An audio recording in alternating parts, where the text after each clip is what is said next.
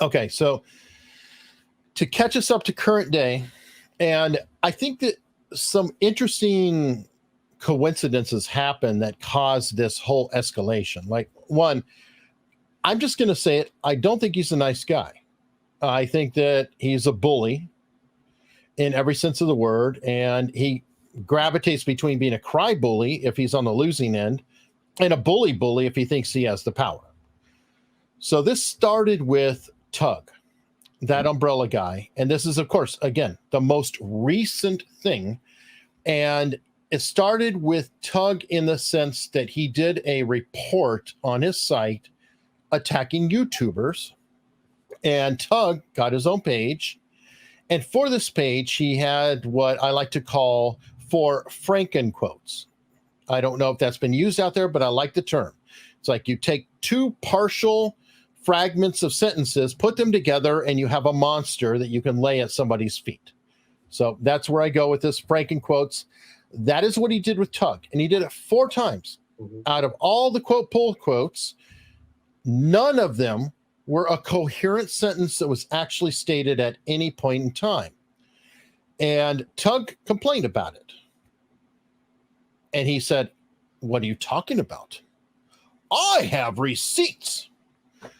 So he didn't realize that while Tug is not a lawyer, he's friends with a bunch of lawyers like Ian Runkle. And Ian Runkle, I guess he was bored, but he said, "Let me go through the many thousands of pages of transcripts and let me go find those pull quotes." And when he looked through the pull quotes, he found that first off, you literally had 2 of the pull quotes that had the same video and timestamp. I don't know if that's possible because, well, I mean, Tug has skills, a lot of vocal skills, but I don't think you can say 2 sentences at the same time. That's kind of tough. I won't put it past him, but maybe, it's suspect. Then the most egregious of these was the fact that one of these pull quotes had ellipses. Now, ellipses is to symbolize that, okay, we've got part of a sentence here, and then there was an interruption or some sort of phraseology. It's irrelevant.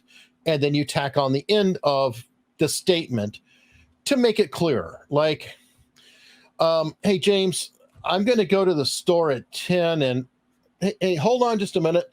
And I'm going to go get some eggs." Well, if I cut out the, "Hey, hold on just a minute," to somebody talking to me, that has no relevance to what I was saying to James. So an ellipses is perfectly appropriate. Well, the ellipses between the first part and the second part of the Franken quote was, James, do you know how long it was? I'm just curious. I think Ian said it was like 6 hours, no? 6 hours. Yeah. Yes. Now, James, you work in journalism, and would you agree that it's especially egregious because that Johnny Depp trial was a freaking month, and he's going through Johnny Depp coverage of Tug, and Tug spent hours upon hours upon hours. So we're talking maybe 100 hours of footage or more. And so out of 100 some odd hours of somebody who's so notoriously misogynistic, et cetera, and all the ists, you can't come up with one actual phrase. You have to have 4 Franken quotes. Welcome to hell. And that is what he did. And when I see that kind of action, can I trust anything out of that person? I mean, might as well be Jason Glass, right? Except Jason Glass had at least he was creative. At least he made up stories. He didn't just take things because he didn't have his own creativity. He could just lie well. Yeah, and that's, I think, one of the issues for me with this and my narrative too.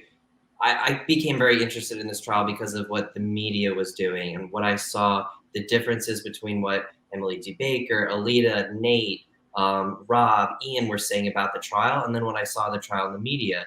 And I'm always someone that I like to know the truth about something, so I wanted to see for myself. And like everything, this was something that when you looked into it, it was directly opposite from what the media was saying about what was really happening. So what I see this is really just a continuation of what they were trying to do all along.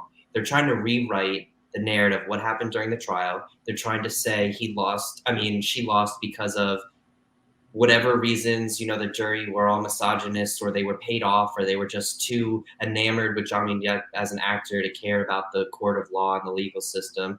And that's what they're trying to say now. And then you have people like Christopher Bouzy, who is saying, oh, well, not only, because he goes along with the same narrative, not only was this unfair and against her, but it was also the fact that there was this targeted media, social media campaign against her, which was, harassment and all of this. And that, of course, is what they're going to say also probably played a part in not only the jury, but the public, public's mind about it. And I think what we're seeing is basically not only are they attacking Tug because that umbrella guy was one of the most influential outside forces of the trial. Of course, you have the witnesses, I think, like Morgan Tremaine, who was critical in the end.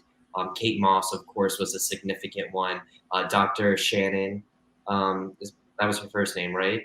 Oh God, it slipped my mind. As soon as you said Shannon, it just went. But yes, the one who diagnosed her on the stand. Yes, we all love who diagnosed. I mean, everyone loved her. I've said it. She was as nice in court, in the hallways, as she seemed on the stand. There we go, Curry. Thank you, chat. I was waiting on you. You were slow. Shannon Curry. Yes, awesome. Thank you. Perfect. Sorry. No worries.